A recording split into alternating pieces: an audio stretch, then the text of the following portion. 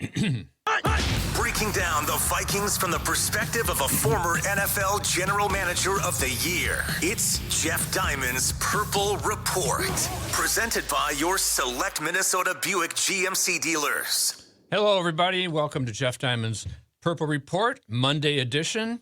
Brought to you today, every Monday during the Viking season, and every Thursday by your select Minnesota Buick GMC dealers on 1500 ESPN, available 24/7 on YouTube via links from the 1500 ESPN and Score North websites. I'm Jeff Diamond, former Vikings GM, former Tennessee Titans president.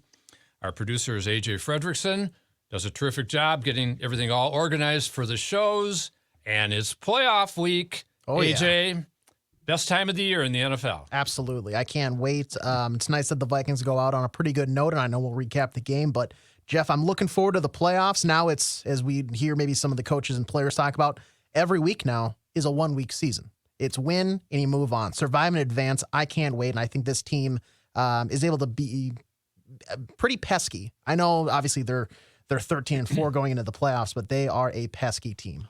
Yeah, they are. They're a confident team. They've had all these 11 one-score wins. And in Chicago, it was actually a two-score win. They have bookend two-score wins over the Packers in the opener and the Bears in the finale.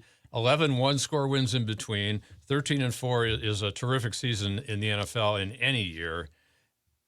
Entering the playoffs now as the number 3 seed. We expected San Francisco to take care of Arizona. They did easily and kept that number 2 seed. So the Vikings match up with number 6 New York Giants, a rematch of the Christmas Eve game just a couple weeks ago at U.S. Bank Stadium. Mm-hmm. It will be the Vikings' first home playoff game since the Minneapolis Miracle game in 2017, the big win over the Saints, of course. Mm-hmm. And so I think it's going to be an exciting week, fun week, a lot of attention. Giants, big market team.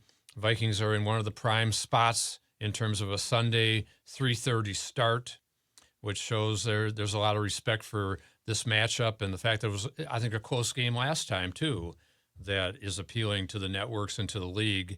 And so they're in this 3:30 on Sunday, U.S. Bank Stadium. Should be exciting. But the game in Chicago, I think the Vikings checked all the boxes that Kevin O'Connell was looking for. They finished an exciting regular season, as we said, on a high note after the poor performance in Green Bay, and got their 13th win, only the third time in franchise history with that many wins. Finished with a 4-2 divisional record. O'Connell talked about that today. That was important to them to have a winning record in the division. The starters got good work in the first half. He was able to get them out of the game, which is important. Kirk Cousins was sharp. Justin Jefferson had 4 more catches. Finishes his historic season as the league leader with 128 catches for 1,809 yards. And that'll come in handy come time to get to the negotiating table next spring. But first things first, the playoffs. And I've said all along that, we know that the Vikings have struggled on occasion this year. They've gotten beat badly by a couple of these playoff teams, notably Philadelphia and Dallas. But when you've got a player like Justin Jefferson on your team and a confident quarterback in Kirk Cousins, if he has time to throw with this revamped offensive line that played pretty well in Chicago, and they're hoping to get Garrett Bradbury back this week. I think that's really critical, going against a team with a Pro Bowl defensive tackle in Dexter Lawrence, who gave Austin Schlottman a hard time, and I think he'd give Chris Reed even harder time. And so it's important to get Bradbury back. They're going to see how he progresses in practice this week. Hopefully he'll be back. I think it was significant that Irv Smith Jr. returned against the Bears, had 3 catches, got some play time. He could be an X factor in this game, another skill player, for another target for Kirk Cousins, along with T.J. Hockenson as a tight end. The Giants have not been good against tight ends this year, although their good safety Xavier McKinney is expected to play in this game. He was hurt the last time. But I think a lot of things are going in the right direction for the Vikings this week. Not going to say anything about next week. If they get by this game and then run into the 49ers, that's going to be tough. Any way you slice it. San Francisco's won 10 straight. I think they may be the best team in the league right now going into the playoffs, and they hammered Arizona. But for the Vikings at this point in time, The defense also played pretty well yesterday. No Justin Fields, we know that, and that was a big factor, obviously. But they held the Bears to 259 total yards, 2 of 12 on third and fourth downs, forced 2 turnovers. And one of the interesting stats that I heard, AJ, courtesy of my friend Mark Craig of the Star Trib, that the Vikings are now 8-0 this season when they have at least 2 takeaways in a game. Now, that's a good formula for playoff success, and they had 2 takeaways last time against the Giants. So we'll see how it all shakes out this week, and we'll break it down even further a little bit later in the show and in depth on Thursday with our Purple Report Thursday night edition leading into the Sunday playoff game. But let's look back, first of all, at the game in Chicago. Vikings get the win. It's always nice to sweep a division rival, and they swept the Bears this year. Vikings started out hot out of the gate. Kirk Cousins very sharp, and about the third play of the game, he hits KJ Osborne on a 66-yard pass. Bunch formation to the left side for Minnesota. 3rd down and 7. As Cousins was about to get hit, fires wide open. KJ Osborne. Osborne inside the 10, forced out of. Great route, and the route started in a bunch formation with Jefferson and Hockenson and Osborne all lined up on the left, and the Bears jumped on Jefferson and Hockenson, which you can understand, but they forgot about KJ. So this set up a touchdown pass to Adam Thielen. 1st and goal, 4-yard line, fake to Cook. Cousins, end zone, touchdown, Adam Thielen.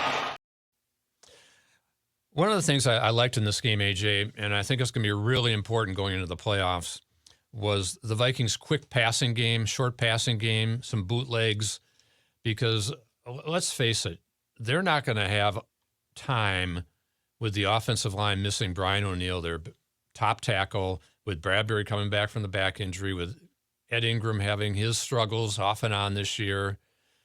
I don't see Cousins having time to have 7-step drops and waiting for long routes to develop. So they're going to need a lot of quick stuff, and we saw some of these quick screens to Jefferson in this game, some quick slants to Osborne and to Thielen. Hockenson is going to be really huge, I think, in the playoffs with a lot of short stuff to him. It's not going to be have an opportunity to stand back there, survey the field, and air it out deep. I don't see that happening, especially if they run into a team such as San Francisco in the second round with a guy like Nick Bosa. Mm-hmm. But as we said, first things first, got to get by the Giants, and they've got some really good players on that team too. And we know that they faced Philadelphia yesterday and rested Daniel Jones. Their excellent quarterback had a really good year, had a big day against the Vikings in Week 16. Saquon Barkley did not play on Sunday either, and neither did Dexter Lawrence. So, or Thibodeau, their excellent rookie defensive end, edge rusher, who will probably be facing the Vikings' right tackle, who is not Brian O'Neill, who shut him down last time. So if he's going against Blake Brando, who is also expected to return this week, which will be very valuable, or Oli Udoh, whichever right tackle he's facing, they may need to help that player with some more chipping from receivers with tight ends and so forth. But so as the game went on, the Vikings, now we're into the second quarter. Alexander Mattison had a really good game in this particular game, and 54 yards rushing, 2 touchdowns, first multi-touchdown game of his career, and here's his first TD. Second and goal, Madison, he's in for a Vikings touchdown.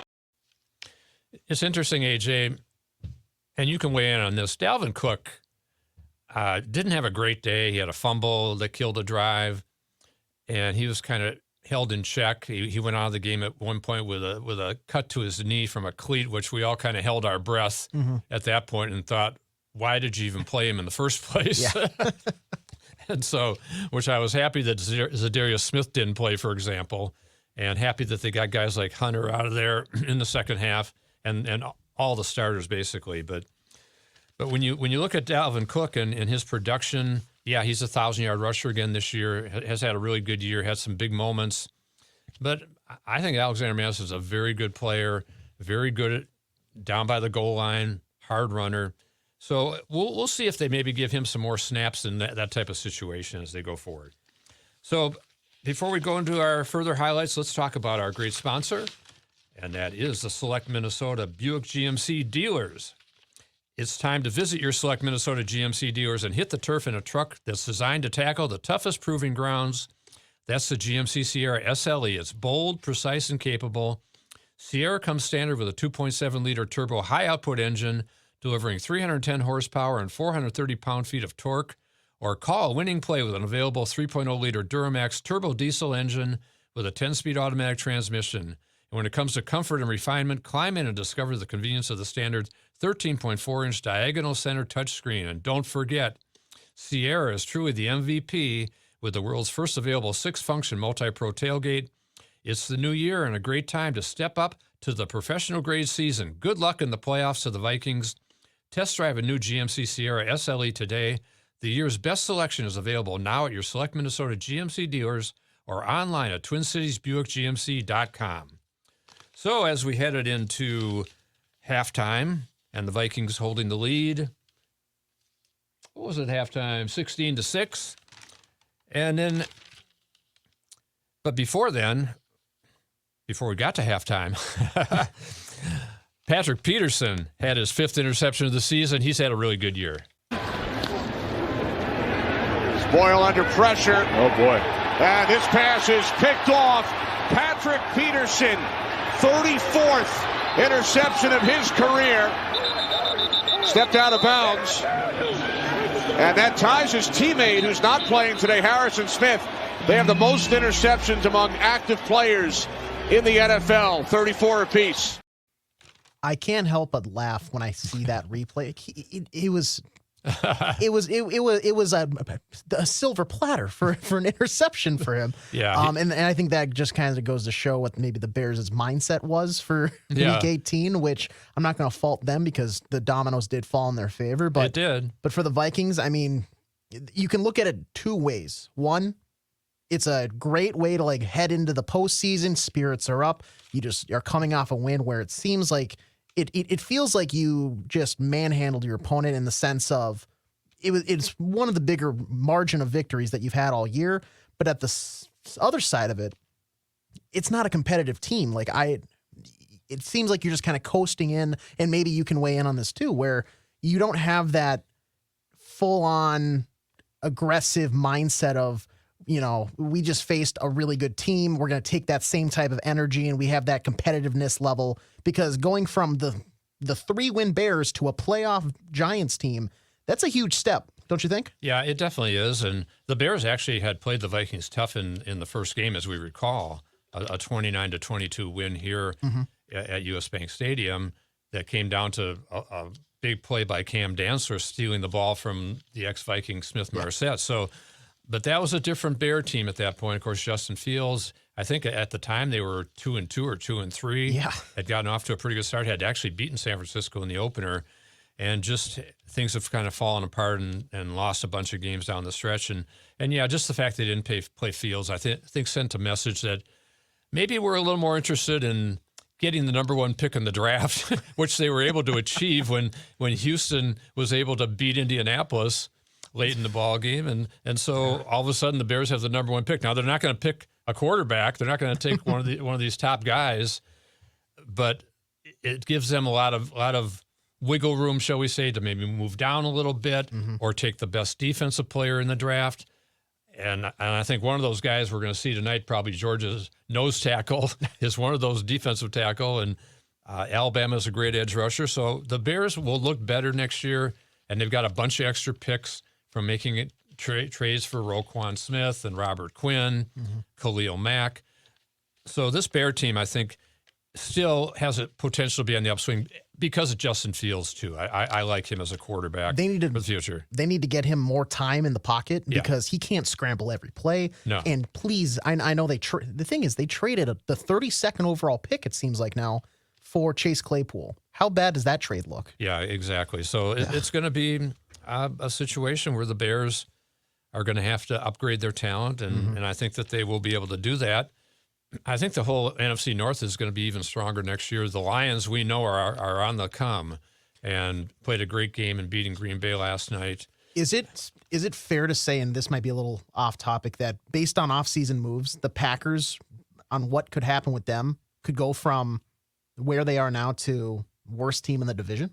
I don't think so. I really don't, AJ. I think that there's conversation about Aaron Rodgers retiring. He's not going to retire. He's got a $58 million option bonus if he plays. So he's not giving that up, and they can't trade him because the salary cap implications would be enormous on their dead money hit. So I think Aaron Rodgers is going to be back. He may hem and haw and tell us what a beautiful mystery his future is. But he will be back in Green Bay, and they will be, I think, they've got plenty of talent on that team, on that defense, and especially and offensively. Christian Watson will come on. Dobbs will come on. So I think they're going to be even better next year than they were this year. I think the whole division is going to be on the upswing. It's going to be a challenge to get to 13 wins again, which is why when you get there, you want to take advantage and get on a nice playoff run. So kind of continuing with our highlights. In the third quarter now, Alexander Madison, we mentioned, second touchdown of the day. Wins. The defensive line was much lower and won that battle. On third down, Madison in for his second touchdown today. And then Greg Joseph, a good sign in this game, AJ, had a missed extra point early on after he missed 2 field goals in Green Bay, and we thought, how's he going to be kicking perhaps outdoors in San Francisco or Philadelphia in the playoffs? Now, he'll be home this week, which is great. But Greg Joseph responded from that first missed extra point and made his next 4 kicks, including this long field goal. From the left hash, kick is good. Dead center perfect. So that was a good thing, and that put the Vikings well in command at that point.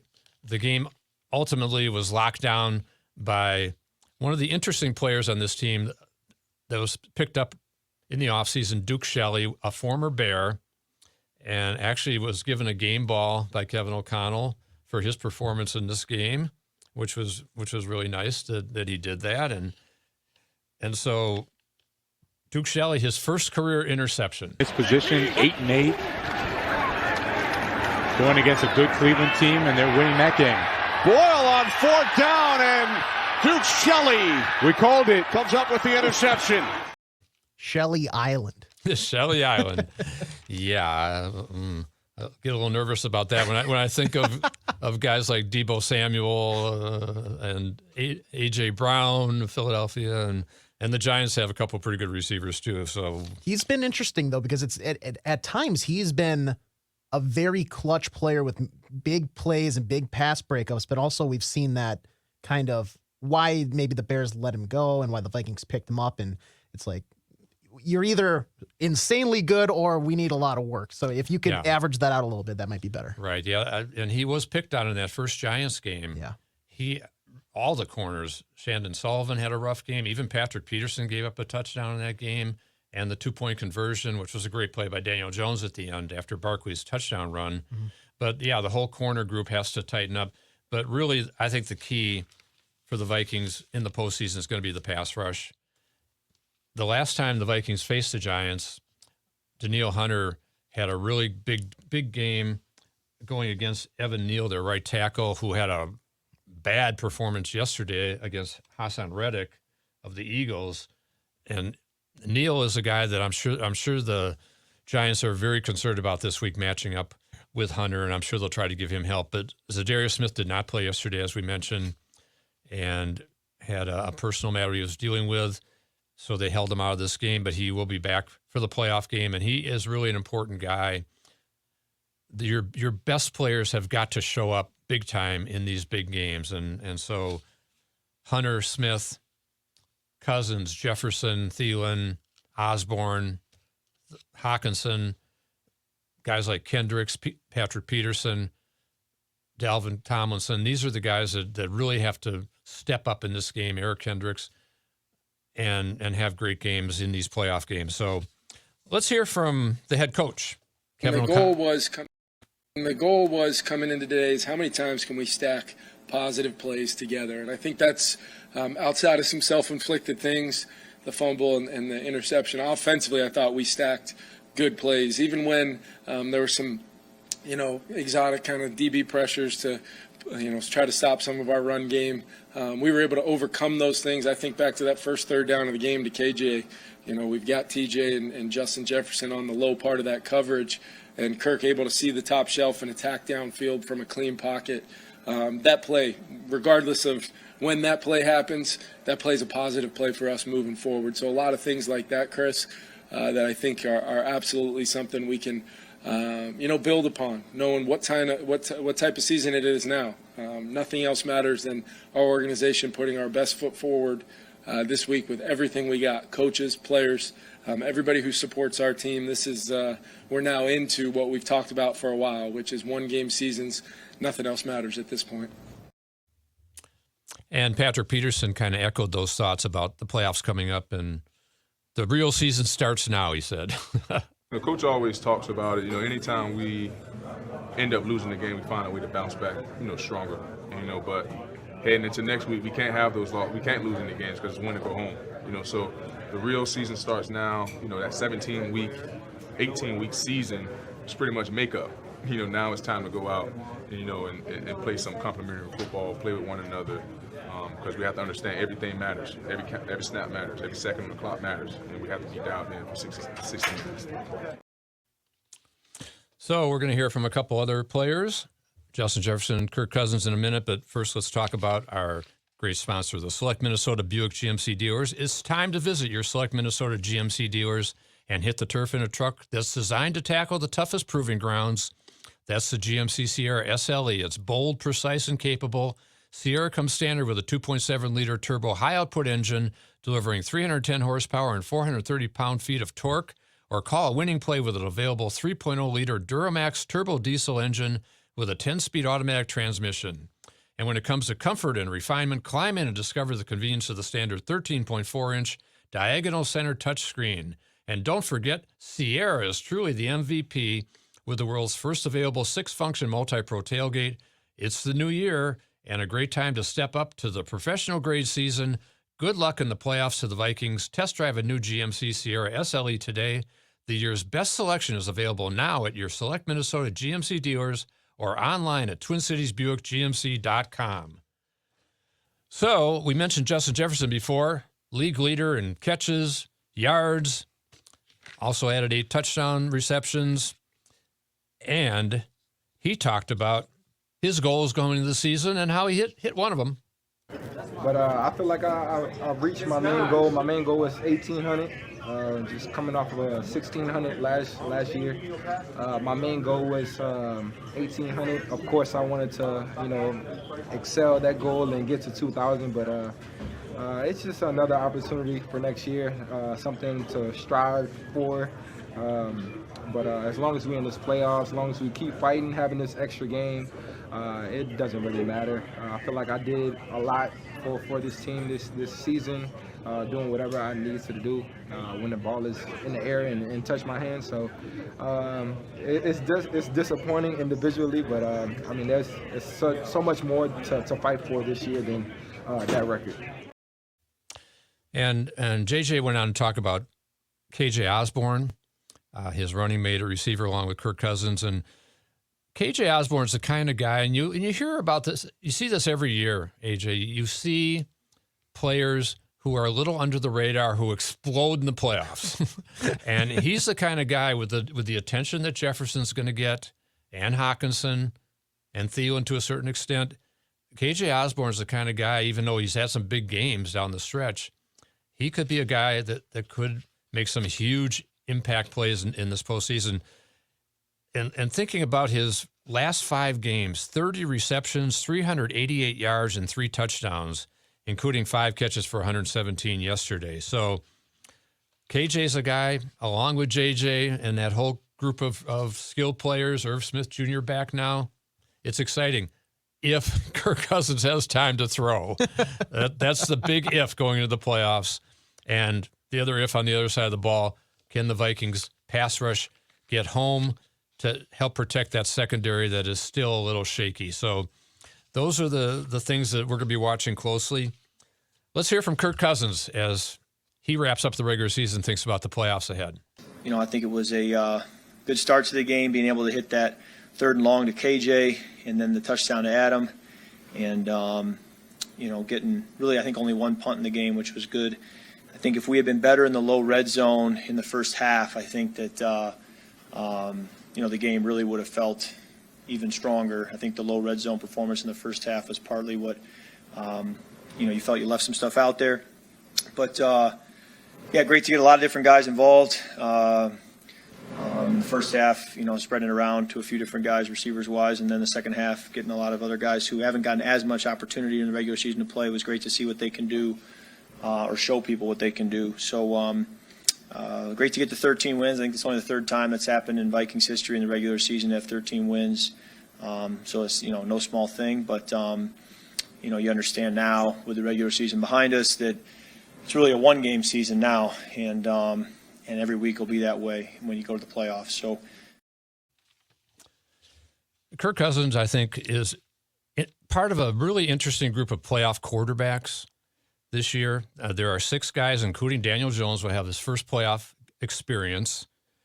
And Kirk Cousins, I think, kind of falls in the category with guys like Dak Prescott, Jalen Hurts, Lamar Jackson, if he's able to play off his knee injury. It's kind of the group that needs to prove it on the big stage and prove that they can do a long playoff run. Kirk is 1-3 in the playoffs, same record as Prescott, and same record as Lamar Jackson, for example, as opposed to kind of the young elite that we're going to see, Mahomes, Josh Allen, Burrow in Cincinnati, and, of course, the GOAT, Tom Brady's in it.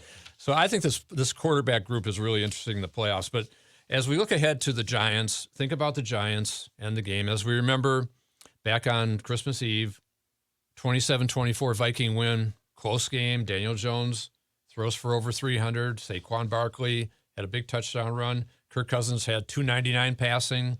Jefferson and Hockenson both over 100 yards with 16 targets each, and Hockenson 13 catches, Jefferson 12 catches. But let's look back and hope these carry forward perhaps this week. A couple big plays from that game just for fun. Here was Justin Jefferson's touchdown that put the Vikings up by 8 late in the game.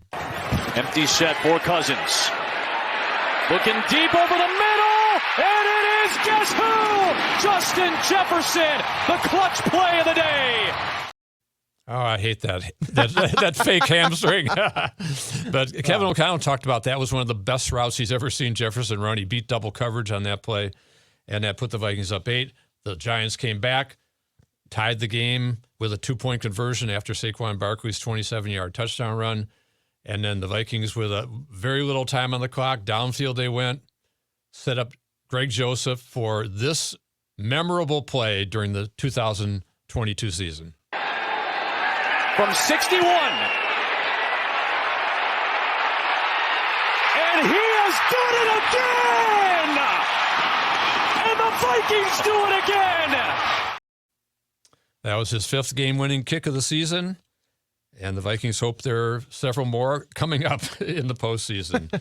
So the Giants come to town to U.S. Bank Stadium. Vikings, as we said, first home playoff game since 2017. Should be a great atmosphere. Coach was talking about that, trying to get the fans already cranked up for Sunday. Daniel Jones' first playoff game. I think it's somewhat unfortunate that the Giants were just here and experienced that atmosphere.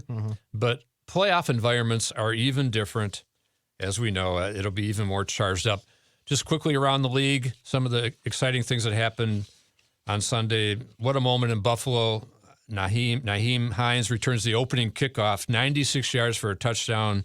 Emotion-packed Buffalo, game dedicated to Damar Hamlin. And what a great start for the Bills. They went on to beat the Patriots, and Hines had another touchdown kickoff return in that game. Also great to hear that Damar Hamlin released from the hospital in Cincinnati today, and he's in hospital in Buffalo, kind of continuing his recovery and being monitored after his scary cardiac arrest last Monday night. Amazing to think that's only a week ago, and now he's back in Buffalo. As I mentioned earlier, exciting to see the Packers get knocked off by the Lions. The Titans got eliminated by Jacksonville. Some really exciting matchups that we'll talk more about on Thursday in the playoffs. Not surprised that Tampa Bay and Dallas are going to play on next Monday night. That'll be a good game. That'll be a good game, Really and that's the GOAT against the glamour Cowboys. So you knew that was going to be the Monday night game. Not surprising. Black Monday struck in the NFL. A couple more coaches fired. Lovie Smith in Houston, Cliff Kingsbury in Arizona, and there'll be more coming. So, as we said, looking ahead to Thursday, our show will really break down this Giants game coming up and the excitement of playoff time. It's my favorite time of year. Should be a great one come Sunday.